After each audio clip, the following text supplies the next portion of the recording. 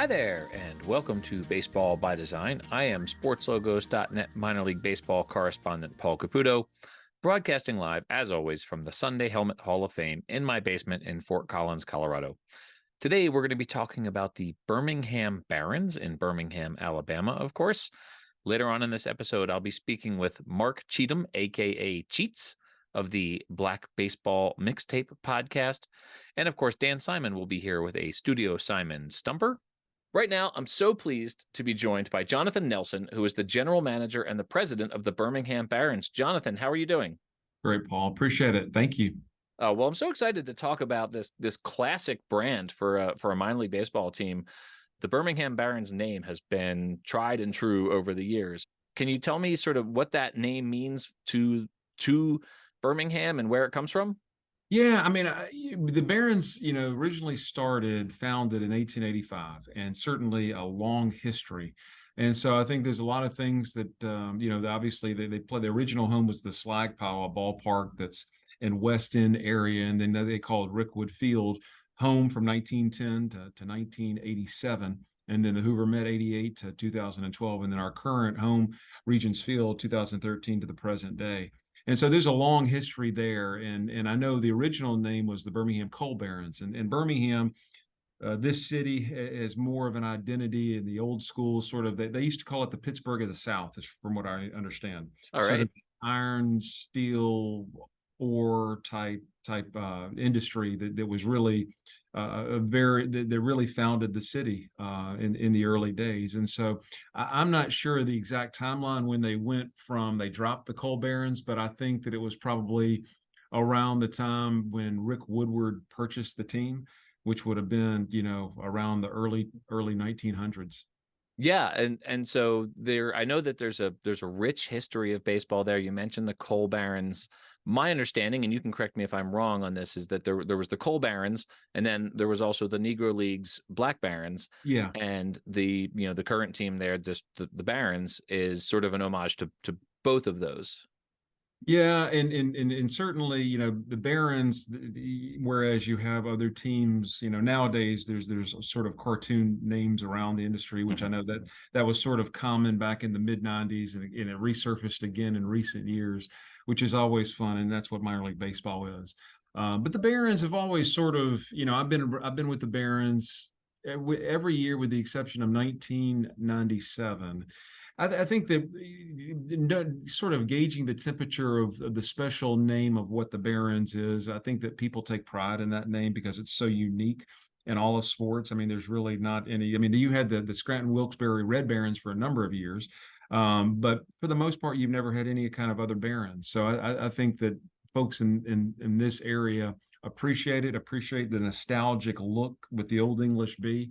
And over the years, we're like any other minor league team where we've had those internal discussions multiple times. Mm-hmm. Do you do something, sort of wacky and the aqueducts or whatever it is, the trash pandas?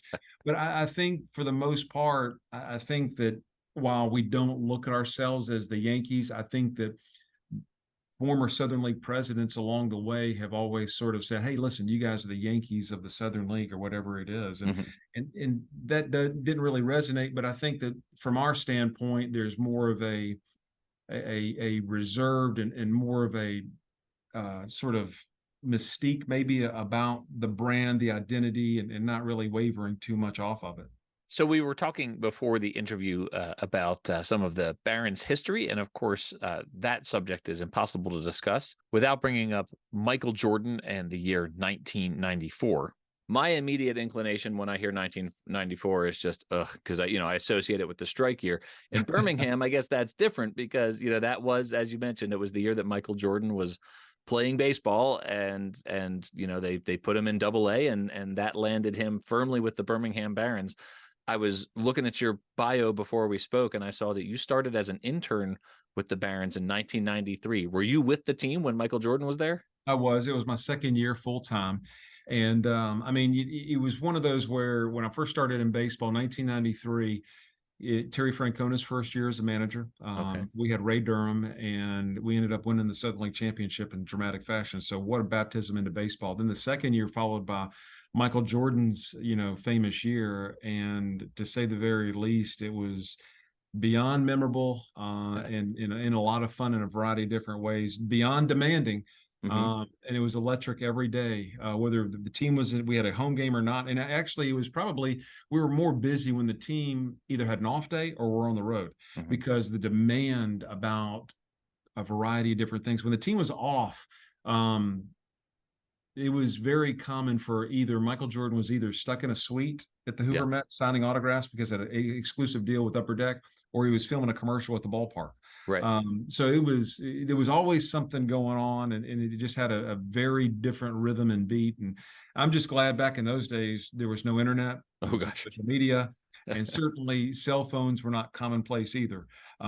Because it was, we many days we couldn't make outbound calls because the demand. I mean, it was staggering. Different world, different era, Yeah. and certainly a different player that came into minor league baseball. When I think about certain minor league teams that have these brushes with popular culture, or these brushes with fame that are sort of external to the team itself. So I think about like the Toledo Mud Hens, were popularized on the TV show MASH with Jamie Farr wearing the Mud Hen stuff. Obviously, the Durham Bulls are an example of that because of the movie Bull Durham. So, I mean, you have these examples of minor league teams getting put on the map in ways that are a little bit outside their control. Here we are, almost 3 decades after the fact, talking about Michael Jordan, his sort of unremarkable playing career, on the field anyway, his sort of unremarkable playing career with a double A baseball team. You've been with the team long enough to actually have firsthand memory of that. Is that something that you get tired of being asked about? Is it something that you wish everyone would just sort of move past? Or is it, one of these things that you sort of embrace as part of the identity of the team, is that this was the team Michael Jordan played for?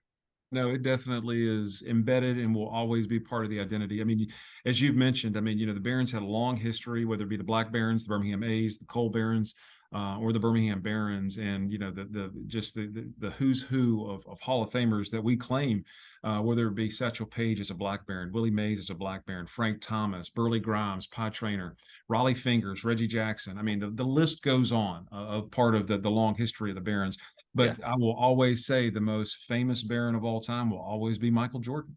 Yeah. And it was one of those really fun experiences that no matter what happens, you're always going to be associated with it. And I always tell the staff, even though the current staff, the only folks on staff right now are a radio broadcaster. He was the broadcaster. Kurt Bloom was when Michael Jordan was here, and then myself. That Mhm. was it. But it's a badge of honor, to be quite honest. And there's a text that me and a few other folks that were part of that. We had a very small front office back then. I think that we had a total of 12 people. Now we have around 35 people. Different world, different ballpark.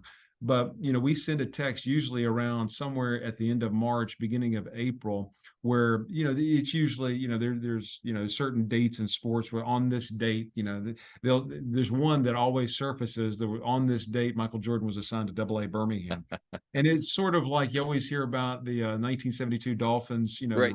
They do a toast of champagne because they're the undefeated team when finally that one NFL team loses each season. But that's sort of symbolic of what we do too, is because it was such a badge of honor for us. Certainly the mystique of Michael Jordan and being recognized as the greatest player of all time, and I know that's debatable among some people, but in my era he definitely is. But he, the thing about him and too is that despite the fact that I think he gets a bad rap because of statistics and all that, the end results of what the season was, it was amazing that what he did. I mean, I saw him make diving catches and hit home runs and all that. Now he wasn't the second coming of Mike Trout or anything like Right. that.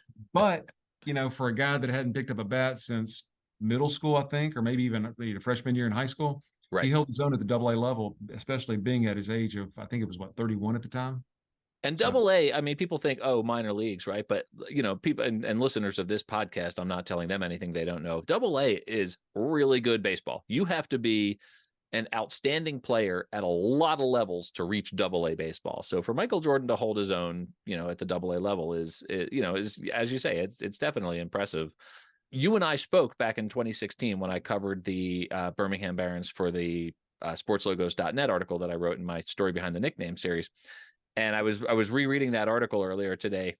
And before 1901, I saw that I had a list in here of nicknames that the team had before 1901, including the Iron Makers, the Maroons, the Grays, the Blues, the Bluebirds, and the Reds. So I'm thinking, even if you don't rebrand, there's some great like faux back weekends you could do for sure in there, because there's some pretty great names there. I don't even know what an Iron Maker is. It's news to me. But, we did that Rickwood Classic for a number of years, and thank goodness in recent weeks, I know Major League Baseball announced that there's going to be a Major League game at Rickwood Field, and Yeah. then again we're going to be playing the Montgomery Biscuits. It's going to be the Black Barons versus the not the Montgomery Biscuits, but the Homestead Grays with that minor league game next year. It's going to be 2 days prior, on June 18th, prior to the Giants and the Cardinals playing at Rickwood Field. But the great thing about the Rickwood Classic all those years is that with the long history of the Barons, we were never short of being able to select different eras, different teams, different players, to really celebrate, honor, and salute with the different uniform schemes. And so, even though we repeated multiple times with the Birmingham A's, which had a pretty cool uniform scheme, and the Birmingham Black Barons as well, because people obviously appreciate, respect, and just absolutely love the Birmingham, special place in the heart here in Birmingham, especially for the Black Barons. It is always very special to be able to look back, research, and sometimes we had a little bit of artistic, liberty in designing some of the uniforms because of the limited, information that we had. Sure. Yet at the same time, we tried to stay as authentic and true to what the uniform scheme was and the overall theme. Well, and we'd be remiss if we did not talk about the history of the Negro Leagues in Birmingham. Obviously, you have adjacent to the ballpark there. When I was in Birmingham a couple of weeks ago, a fantastic experience at the Negro Southern Leagues Museum. That was a really terrific experience, and it got not only into the history of the league, but into the history of Negro Leagues baseball in particular in Birmingham. I remember too that the Barons, you all did a salute to Martin Luther King Jr. night, and you actually had a jersey that had his letter from a Birmingham jail on the jersey itself. So clearly, Birmingham has a rich history in the civil rights movement, and Negro Leagues baseball is certainly a part of that. What is that relationship between the existing Birmingham Barons, the museum, and the sort of history of civil rights in Birmingham in general? Well, I know that when, the discussion for Regents Field started back in around 2009, 2010, it really became public around 2011. That was always part of what would be here on the property at Regents Field. And I know that while it didn't open up in 2013, opened up a couple years after that, I know it's been a tremendous addition for the overall property. And as we talked about, is that Birmingham, a long history in a variety of different leagues, and the Barons, Black Barons, A's, this organization, baseball, has always played a significant role in this community in a variety of different ways. So to have that, to be able to honor the legends that participated in the Negro Leagues with that kind of museum is something very special. And over the years, Birmingham always had the largest contingency of living Negro League legends in America. Now, in recent years, unfortunately, Father Time's undefeated. Unfortunately, I know that many have passed away in recent years. Yet at the same time, I know there's still a decent amount of living legends here in the Magic City. But something that we've always done, regardless if we saluted and our theme was the Birmingham Black Barons at the Rickwood Classic, we would always incorporate and include them and, in our pregame celebration, introduce them on the field, have a hospitality area for them. When we hosted the Southern League All-Star game in 2009 and in 2018, I'll be honest with you, there's a lot of events and fun things that go along with hosting such events like, an All-Star game like that. But we always included them in that event as well. And it always brought down the house. People appreciate it. And so we've always had a very special relationship. And whether it be the actual legends who played in the Negro Leagues or whether it be their children. Piper Davis, who was the manager for that infamous 1948 Black Barons team, still very good friends with his daughter Fay Davis, who worked with the Convention and Visitors Bureau for a number of years. And so it's a very special relationship that we have. And I think that, to give Major League Baseball proper credit too, is that a few years ago, back in December, I think that they did something that was reported, but not really covered as well as it should have been and given the credit.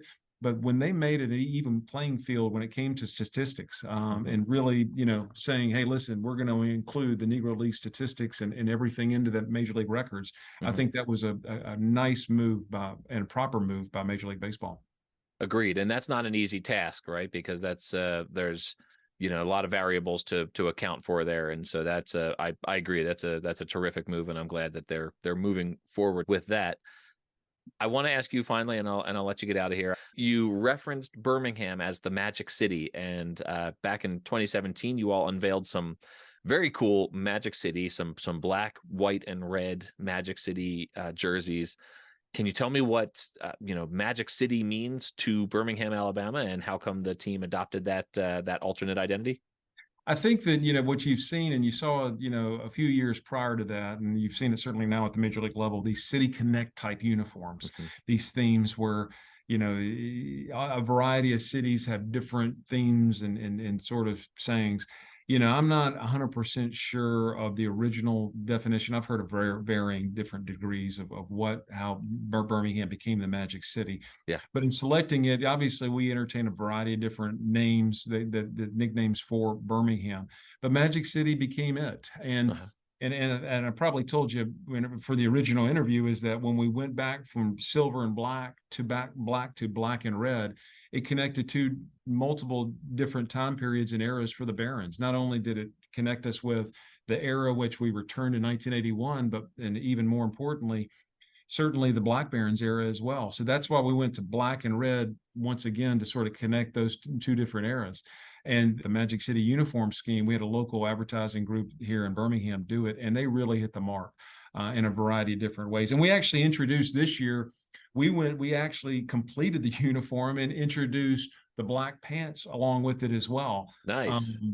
And we wore it, I think, once, maybe twice, but unfortunately, I think that we were one pair short of the proper size for one sort of player, and I'm not going to name them, but I think that so hopefully we'll get that out there next year, because I think it's a nice way to complement it. You see it at the Major League level, so I think the Magic City, and people take pride in it. Sure. And while the intent was to wear it every Thursday night, I think that the way players are these days, if you're winning and they like them, they want to wear them more often. So a few years ago, I know Zach Collins, when he was a prospect with us, he asked if they could wear them on the road. I said, sure, you could do it.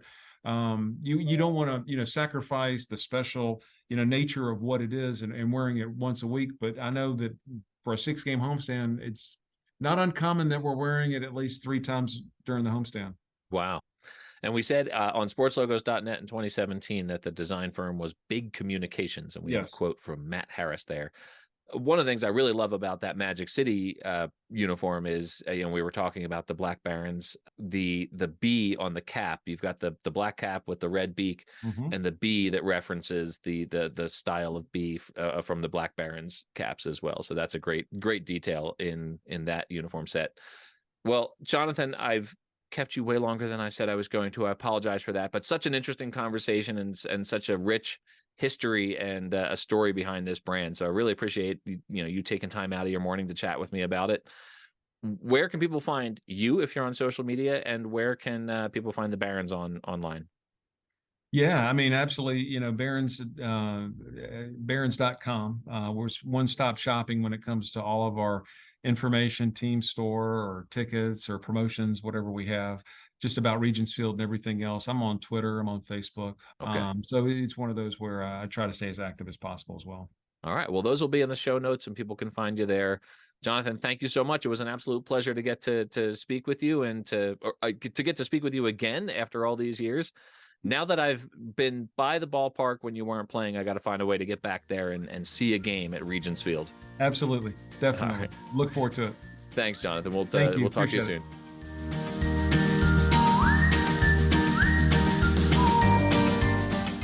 All right, everyone. Welcome back. I am super pleased to welcome to the podcast someone who I have been following in the podcast sphere Mark Cheatham, who goes by Cheats. I'll call you Cheats, even though it feels a little funny. I'm going to call you Cheats. Everybody calls you Cheats. It's great. Everybody calls you Cheats. Yeah. Cheats is the host of the Black Baseball Mixtape podcast, a really terrific podcast. You and I have at least one guest in common. You and I have both interviewed Bob Kendrick from the Negro Leagues Baseball Museum in Kansas City. Really enjoyed your conversation with him. I really enjoyed having him on my podcast quite a bit. But you've had a litany of really great names. What you do on the podcast, you interview folks who are involved with baseball, with the Black baseball community, from players to front office personnel. Before we get started talking about Birmingham, the history of Black baseball in Birmingham, I do see that you're all Birminghammed up here with your Black Barons hat and your sweatshirt. But I'd love to know, just if you could tell folks, what do you how come you started this podcast and what it is that you are hoping to accomplish with it? Yeah, first of all, Paul, thank you for having me. I'm a big fan of your show as well, and I know we've interacted on the digital spaces for quite some time, but I'm a big fan of what you do and love the podcast. So it's an honor to be on. To answer your question, it was probably a little bit over a year ago. I think once I start to look back, it was about June 1st, 2022 is when I officially launched the Black Baseball Mixtape. And it started mostly, it's digital. So it started as a blog and YouTube. In November, we started uploading podcast episodes, and I found that there was what I believed to be a significant void in the content creation space that surrounded Black culture in baseball. And so as a fan, I've been a baseball fan my entire life. I'm in my 40s now, and I have a young kid who's 8 years old who loves the game. And he would always be on his devices, if you will, and he would find content related to the NBA or the NFL or boxing that really merged hip hop culture, Black culture, kind of pop culture, everything that just made it really acceptable for him to gravitate to those sports. And as a baseball fan, and he likes baseball as well, I actually went searching for content that I could show my son, talk about with my friends about baseball in a way that was exciting to me. And I didn't find any. If you Google baseball players, or especially Black baseball, mostly you're going to get is historical context. You're going to get Negro Leagues. You're going to get Jackie Robinson. You're going to get those types of things. And as needed as they are, we both mentioned we had Bob Kendrick on the show. I love him. He's a dream guest, and he does a great job with the museum. It wasn't really transferable to what was happening in my barbershop, what was happening in the media space. And instead of kind of sitting back and just kind of complaining about it and saying, baseball is not connecting to our community, I was like, what can I do? I've had a history in podcasting and digital, and I launched the Black Baseball Mixtape just as a way to give fans like me and families a way to connect kind of their experience, especially if it was an experience rooted in Black culture and the Black community, to contemporary baseball at every level. And what I really like about your podcast, I've noticed that you'll do an episode that's like 13 minutes long if there's something that needs to be talked about, that needs to be discussed, right? And and you do the longer form interviews as well. Sure. But you do it differently, and I think that actually lends itself to this idea of the mixtape, right? Like, it's always going to be something a little bit different. Well, it's funny because what I found is people connect to different things, and so if you have a podcast like the Black Baseball Mixtape that features a really cool guest one week, but if something's happening in the game or in the culture that we really want to, it may only take 8 minutes to say, hey, did you see this? Let's talk about this. And I found some of those episodes, whether it's just kind of emergency out of circumstance, somebody did something really, really exciting in the game, they all find a way of connecting to the audience. So I have discovered, while a lot of my audience does enjoy, say, having, Dave Winfield on the podcast, they also enjoy like really wanting to give me feedback and arguing with me about Ella De La Cruz or Ronald Acuna or Tim Anderson or Mookie Betts. So, and one of the most random things we did, I think we did like a quick probably like it might have been 2 minutes or less about like should the New York Yankees do a City Connect uniform. I remember that one. I got remember it. more responses about that than you would if you had a Hall of Famer on, because everybody has this interesting opinion on those types of things. Yeah. So it's a process, Paul, and I still think that it's if creators, podcasters, find ways to connect with the audience, that's what wins. Well, man, I could talk about this all day, but the reason Sure. that I've asked you to come on is because this episode is about the Birmingham Barons, and obviously one of the precursors to the Birmingham Barons was the Birmingham Black Barons. The Negro Southern Leagues Museum is in Birmingham, actually adjacent to the ballpark there. And Birmingham is so important to the history of Black baseball. You see it at Rickwood Field. You see it at the Birmingham Barons current stadium. You see it with the museum being right there. You obviously are wearing some gear right now from the Black Barons. It's a classic. I mean, that the 3 Bs on the black hat there is a classic brand, obviously from the Negro Leagues. So I wanted to have you on and just ask you about, from your perspective as a modern day podcaster and content creator in the realm of Black baseball. Sure. What is the significance of Birmingham to the history of Black baseball? Really, really deep rooted, right? Really deep rooted, as you mentioned. And the Birmingham Black Barons actually are really an interesting kind of franchise overall. One of the things, you already mentioned it, but I think at this point, it's probably the only Negro League team where the stadium itself is probably as relevant and as important and as significant as the team. So you mentioned Rickwood Field. Yeah. And by the time everyone's listening to this, you'll probably have already known, if you haven't already, Major League Baseball just announced they're going back to Rickwood Field in June of 2024 next year. It's a game that'll feature the Giants. I believe it's the Cardinals and the Giants. And it's basically, for the last 3 years, Major League Baseball has had their Field of Dreams game. Yeah.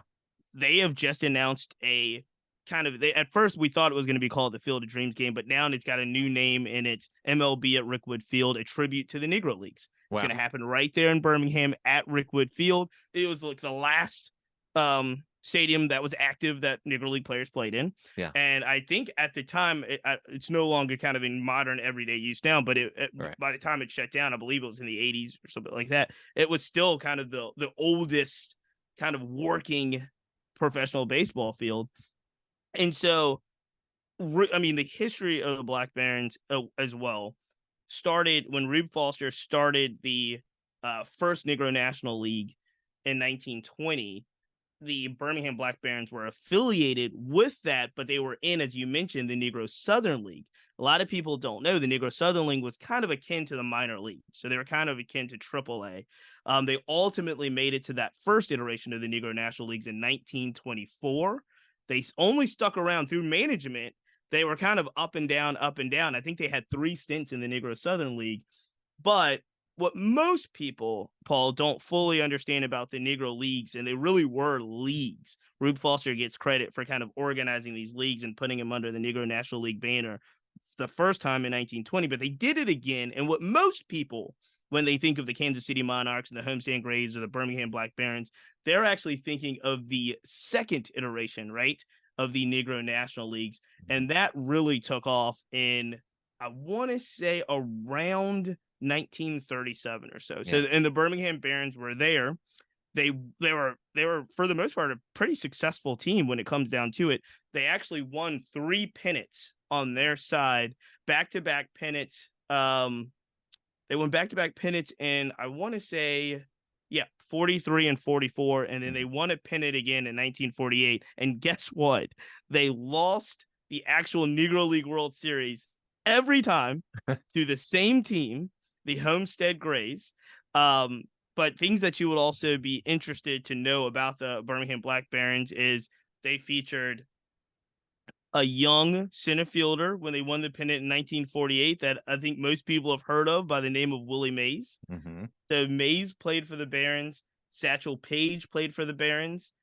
Settles, another Hall of Famer that's kind of in Negro League folklore, also played for the Barons. And a one that you may not think of, country music legend Charlie Pride. Did you know this? Charlie No. Pride played for the Birmingham Black Barons. He actually did. That's So wild. I had no idea. that is wild. But when you think of this team and you think of the franchise, it really is, I think, a microcosm of what we think of when we think of the modern day Negro Leagues, right? Rooted in the Deep South, you know, a lot of community support, star players, but they were never, ever in a financial footing that would put them in a place where they were kind of a successful franchise, if you will. And that was most of the teams in the Negro Leagues. Even the most successful ones were never really in kind of financial stability. So this team in Birmingham would come kind of up and down, but they really have carved out a place in history.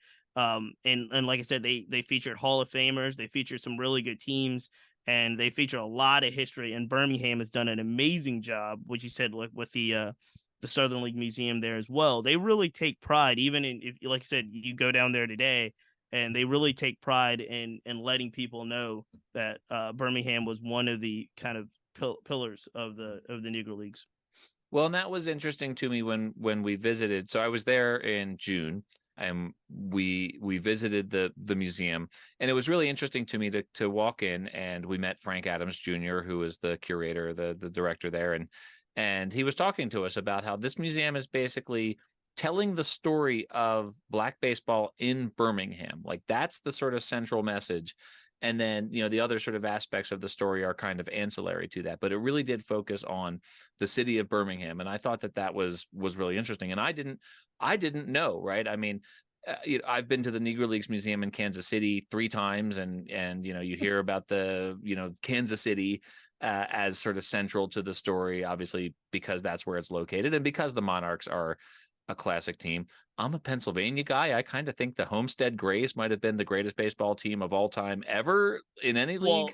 They would argue there were certain years of the Grays. I can't remember specifically what year, but I do know with the Josh Gibson, Leon Day years, there was one team that was considered the greatest Negro League team of all time, and it was a Homestead Grays team. And so you may be right. You may be right. So this is sort of pertinent to this story, I think, because here I am, a white middle-aged baseball fan, right? I mean, it's of note, I think, that a baseball fan like me, who, the story of the Negro Leagues to me, and I've said this before on this podcast, the story of the Negro Leagues to me, it was surprising to me to learn that the story was not a story. I mean, yes, it's obviously a story of discrimination and injustice, but the stories that these museums tell are ones of successful Black communities, successful Black teams that thrived in spite of these circumstances. And for me now to know about a Homestead Grays team 80 years ago that played 80 years ago, right, and to say that might have been the best baseball team ever to play baseball, I think speaks to the fact the resurgence of interest in these leagues, or the surge of interest in these leagues in the last 5 years, right? And the fact you're bringing up an excellent point, Paul, because what you're describing is they're enterprises, right? They're businesses. They were the interesting thing when you have conversations about really what happened with integration, right? They tell the story of Jackie Robinson 47, and then obviously Larry Doby and Satchel Paige is the next two that come over, and they instantly know. We know this. We know that as soon as that pipeline, that kind of mythical color barrier broke, and I say it was mythical because a lot of people don't know. People will ask you, well, hey, what happened? Like, did the law change? And the answer is absolutely not. The law didn't change. It was basically a legitimate gentleman's agreement between white owners and what they called, Major League Baseball, what they called, and they kept Black players out for 60 years, right? Yeah. And so Branch Rickey, the maverick that he is, and, just to be frank as well, a lot of people didn't like Branch Rickey, but the maverick that he is like, no, we're gonna, I've got to figure out ways to win the pennant and draw audience, right? And so Branch Rickey does what he does, and the rest is history. But one of the things that people often do tell, and I'm glad you really highlighted in the way that you did, Paul, was they ran their teams. Not all the team owners. A lot of people are also surprised to know that not all the team owners in the Negro Leagues were black. Right. There were white team owners in the Negro Leagues. Obviously, the most famous Kansas City Monarchs was owned by a white guy. Right. Not only did they have their own team principals, right, the team owners of the teams, they had really, in many ways, their own sponsors. They had their own kind of medical staff. They had their own record keepers as best they could. Mm-hmm. And so what we're looking at was basically a small business. And the times were challenging. That's the other thing, that in 2023, we tend to romanticize certain things and say, oh, why did this break up? Well, life was really hard in the Negro Leagues. They were playing sometimes 4 games in a day. They were playing double headers in the morning and driving miles in cars and then doing double headers in the evenings. So life was hard to make it work. So I do understand. But one of the things that Rube Foster really wanted, one of his dreams, was to create a Negro Leagues that was so good that they felt the major leagues had to take at least some of their teams. They had to merge. Mm-hmm. So that was Rube Foster's biggest. That's what he wanted to do. It wanted to be almost like an ABL NBA merger, if you will, and accept full teams. If they had done that, then you would see, today, teams that were owned by, black men and women and kind of this generational path, right? That did not happen. Yeah. What did happen was Branch Rickey figured out a way to get Jackie Robinson over, and then kind of the talent drained to the major leagues, or migrated, if you will, to the major leagues. Yeah. And then the Negro Leagues infrastructure, they didn't take anything else. They just took the talent. And so the Negro League structure overall did ultimately, it was curtains. They were really done by 53, 54, 55 after Jackie came over. Yeah. The quick thing I'll tell you about J.L. Wilkerson and Branch Rickey, and I don't know if you've heard this story. It's a fascinating story. Branch Rickey, the player that everybody would have said at the time in kind of that mid-early 40s as the best player in the Negro Leagues was Monty Irvin. Mm-hmm. It was not Jackie Robinson. Jackie Robinson probably wouldn't have even been top 15, to be honest with you. Right. Yet they knew, obviously, Jackie's history. He was, UCLA, all the athletics, the military. So Jackie's profile was a profile that was really pretty acceptable. Right. The other thing that Jackie had going for him that even Jackie didn't know was that the owner of the Monarchs, J.L. Wilkerson's a white guy. Yeah.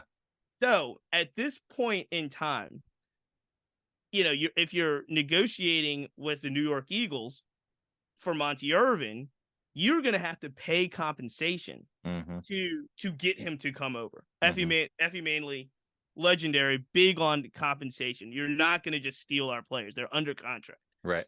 Well, Branch Rickey comes, the Dodgers come and literally poke Jackie Robinson off a bus, puts him in a car and takes him with him. And here's the only person that really could raise an issue with this is J.L. Wilkerson, who owns the team and has Jackie under contract. Yeah. Well, guess what?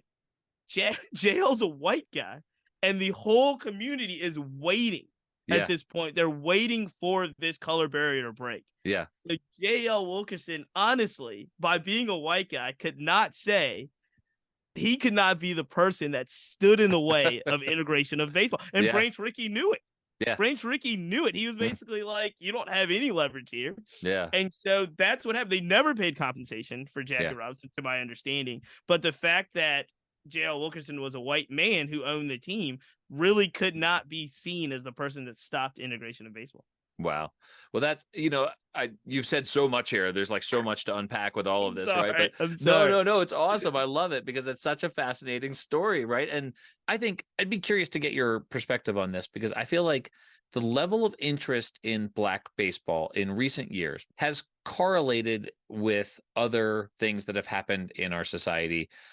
Obviously, the Black Lives Matter movement, the civil unrest around the killing of George Floyd, I'm just curious to hear your perspective as interest has grown in recent years.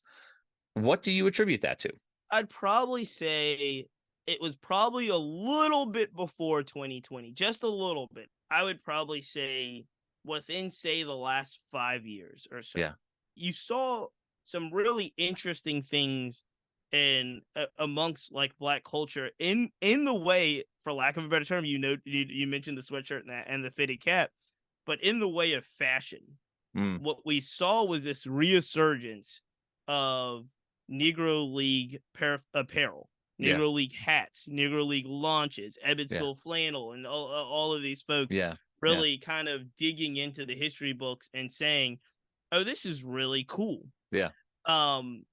I would say even maybe before that, we mentioned him as well, and the man he's the Hall of Famer, and he will never get enough credit for what he's done.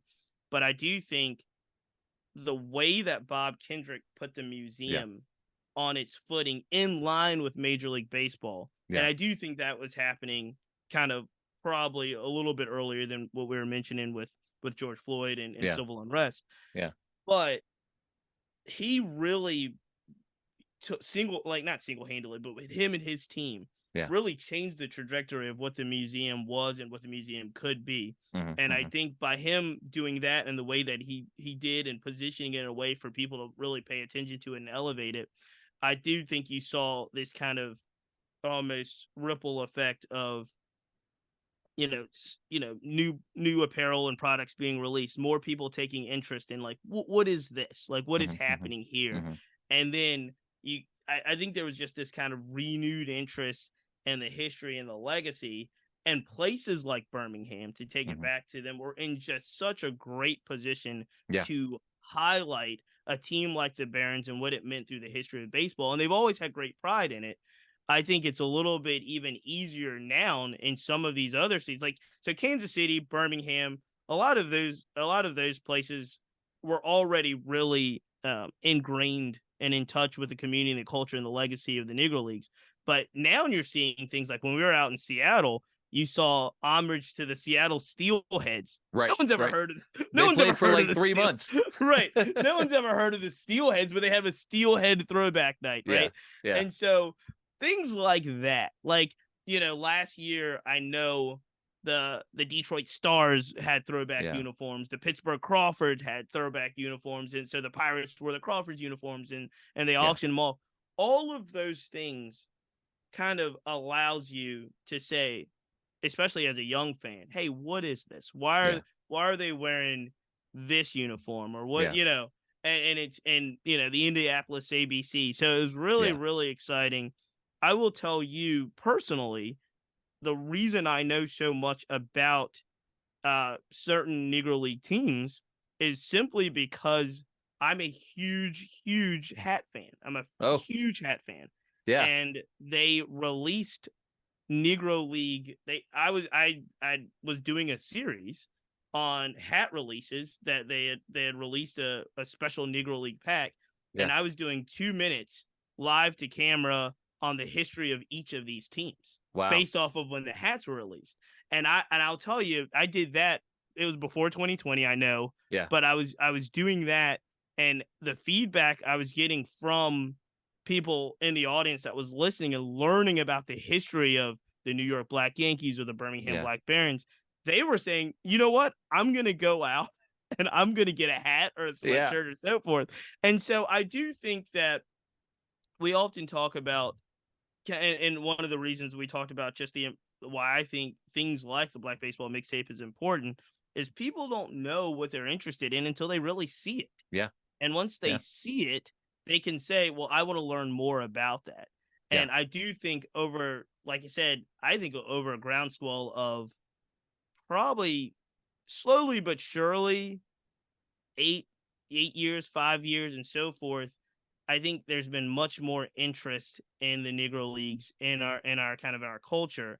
And now what you do see post 2020 is Major League Baseball doing things like they're doing next year at Rickwood Field. Yeah. That's like that's the biggest stage you can get, right? So I think you're seeing more of that since 2020, more organizations embracing their history since 2020. And one of the things that did happen after 2020 is basically every major league franchise, if you go on any major league franchise's website and look up diversity, equity, and inclusion, they have what their efforts they have done since 2020. That was not a before 2020 thing. And a lot of them do, especially the ones that have Negro League histories. They do harken back to that history, educate folks, and usually do some level of promotion sometime in the year during their stadium. Well, and you phrased what I was trying to get at so much better than I was stumbling around with, but it's Major League Baseball playing a game in Rickwood Field as a tribute to the Negro Leagues. 10 years ago, I would have been like, what? I don't even know what that means. Like, what are you even talking about? Right. And so now this world that we live in, and Birmingham, Alabama being so central to that in this story, I think is why I wanted to, have this conversation when I was talking about this team on the podcast, because it's fascinating and it's become like mainstream in a way that we have to be careful that we don't romanticize, like you said, right? Like, I mean, this was an incredibly difficult time, born of injustice and discrimination, and it's important that we're paying attention to it and telling the story, but it has to be done in a respectful way. And I think that we are. I think, from my perspective as a white baseball fan, it feels like that's what's happening. Sure, but I hope that that's actually the case. Yeah, I think proper context is always important, and we'd mention him and we'll talk about him every time we bring up the Negro Leagues, but that's really the magic of Bob Kendrick, right? He's able to not only tell the challenges, but also tell the beauty of the Negro. And there's so much beauty in the Negro Leagues and what Rube Foster created, and even the leagues before that, because there were tons of leagues before that. And like we said, Rube Foster, the father of the Negro Leagues, if you will, was the one that kind of put the biggest teams under one umbrella in Kansas City. But there's so many. If you do get a chance, go back and listen to Bob on your show. If you hear him talk about it and talk about it with such passion, and he talks about it from a firsthand perspective of sitting, right beside Buck O'Neil and having Buck O'Neil, who is, just every connection in baseball. It's not 6 degrees of Kevin Bacon. It's like 2 degrees of Buck O'Neil for almost every black baseball player. Yeah. But there's so much beauty in those stories and so much beauty in that history.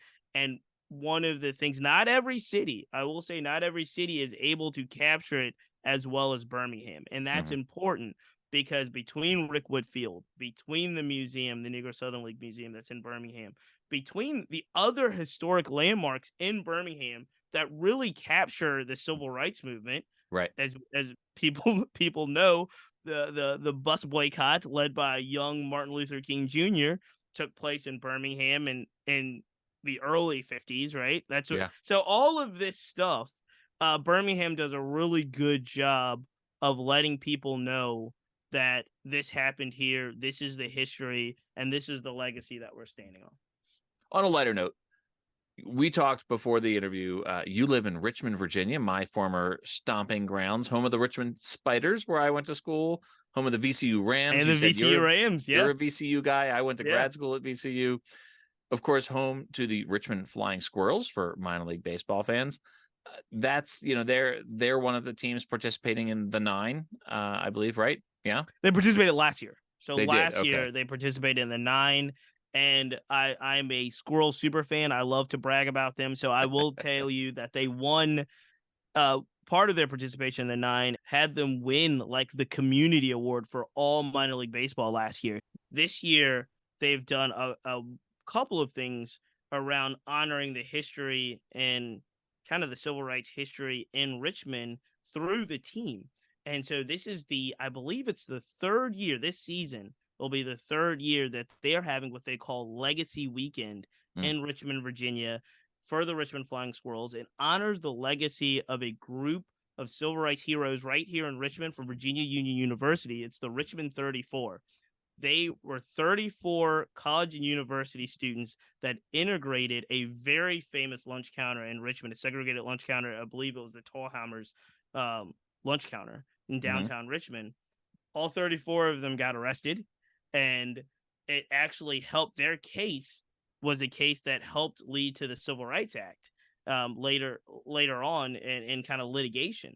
So what Richmond did was, again, after, like you mentioned, after 2020, minor league baseball was all suspended, right? They were all on hiatus for a year. Yeah. And when they came back, they said they didn't want to go national. They wanted to honor their local heroes, their local civil rights heroes here in Richmond.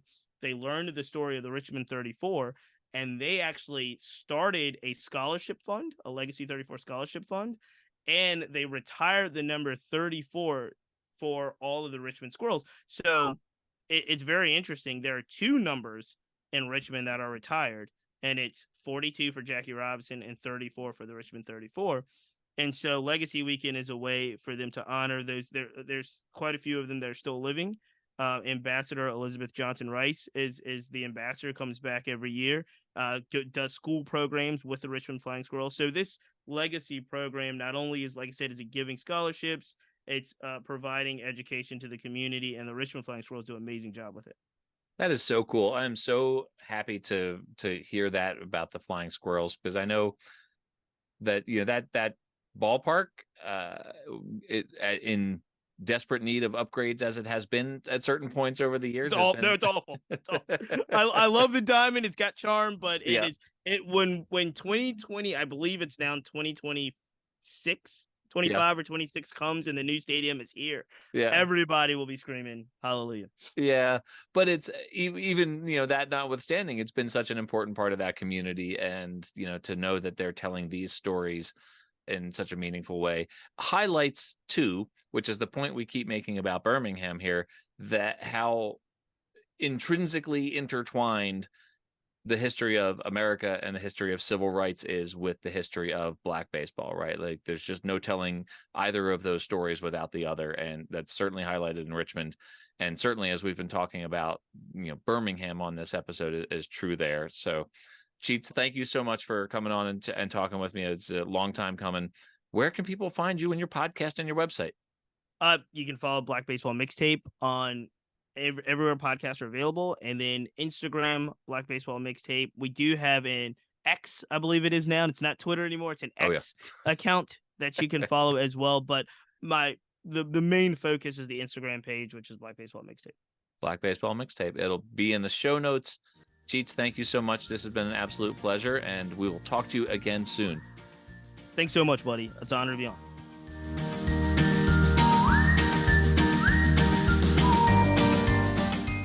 All right, everyone, welcome back. It's time once again for Studio Simon Stumpers with Dan Simon of Studio Simon. Dan, how are you doing? I am fantastic. Looking forward to this one. Let's just jump right into the question. This is a double header. All right.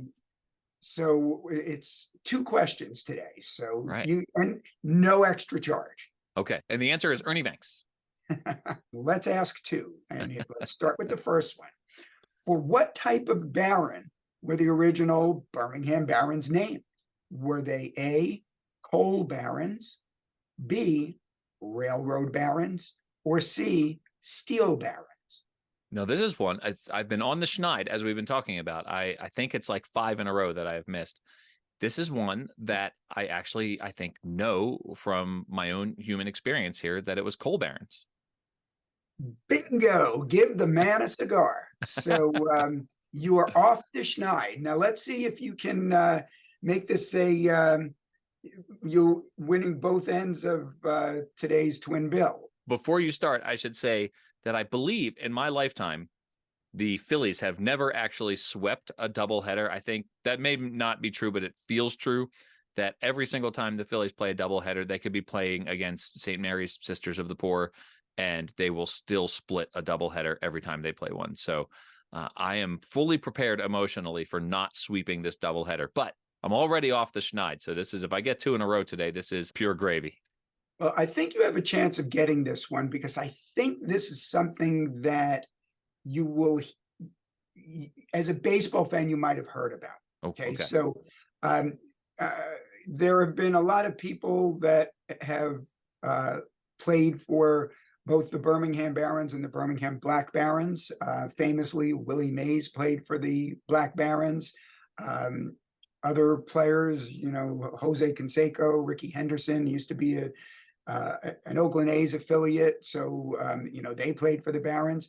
But perhaps most famously, Michael Jordan played for the Barons in his 1 year of minor league baseball. That was back in 1994. And coincidentally, before your baseball paloozas were even a twinkle in your eye, I went on a 6-day, 6-game minor league baseball road trip through the South. Started in Louisville, Kentucky, before I actually moved here, down to Nashville, Huntsville, which is now Madison, where the Trash Pandas play, Knoxville, where the Tennessee Smokies now play outside of, but they were the Knoxville Smokies at the time. I'm leaving one out, and the southernmost were the Birmingham Barons. I'm leaving one out, and Chattanooga. Thank you. That's what it was. Was it Chattanooga? All right. Interestingly, this, like I mentioned, this is back in 1994. All 6 of those stadiums no longer either exist, or if they do exist, they're not being played in by the major league team. Like, I believe the one in Birmingham is still being used, but not by the Birmingham Barons, who play in this wonderful new downtown ballpark there. So our question is regarding Michael Jordan and that year. So which current major league skipper was Michael Jordan's manager when he played for Birmingham in 1994? Was it A, Bruce Bochy, B, Dusty Baker, or C, Terry Francona? Now your eyes are going back and forth at your thinking. So apparently you don't know this immediately. I don't know it right off the bat. This was almost 30 years ago. Yeah. Terry Francona feels really right to me. And by the way, speaking of that road trip, you and I, we went on our own road trip that involved Birmingham, Alabama, and we saw a game at Rickwood Field with your Savannah Bananas. You created their logo. We also saw a Trash Pandas game, but I can't believe that we've made it this far into this Stumper doubleheader without mentioning the fact that we saw a game at Rickwood Field. Major League Baseball, like days before we were there, said that they were going to play there next year on a very special occasion that's been discussed on this episode. So we have also done some road tripping around Alabama, and in particular in Birmingham. Getting back to the question, I'm going with Terry Francona. I think Terry Francona is right. You just, unlike your Philadelphia Phillies, you just took both ends of today's doubleheader. So not only you're off the schneid, you're off the schneid times 2. So congratulations. It was indeed Terry Francona. Man, that's you sweep a doubleheader. Even if the team you're chasing won that day, you still gain half a game in the standings. It's a good feeling to sweep a doubleheader. This is going to turn the season around for me, I think.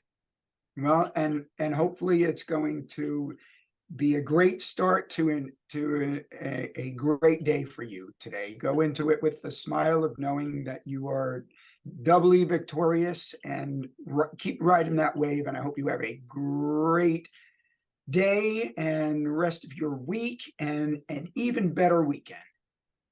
I should tell you, Dan, that this may be the last time we ever speak, because I celebrated a landmark birthday recently, and as part of my gift, wildlife consultant Ranger Amy Burnett is taking me skydiving.